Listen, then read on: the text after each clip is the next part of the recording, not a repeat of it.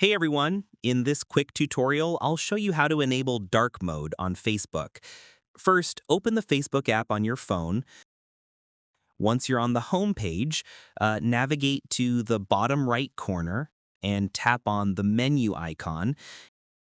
Now, scroll down until you find Settings and Privacy and tap on that.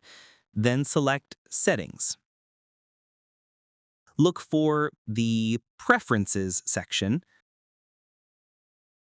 Tap on Dark Mode.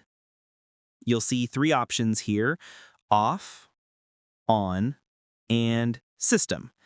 To enable Facebook dark mode, simply select on, and your app will immediately switch to the dark theme. If you prefer automatic switching, choose system. This adjusts Facebook's appearance based on your phone's system settings. So if your device is in dark mode, Facebook will be too. And that's it. Your Facebook dark theme is now active.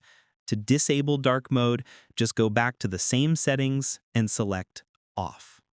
If this helped, don't forget to like and subscribe for more Facebook tutorials and app customization tips.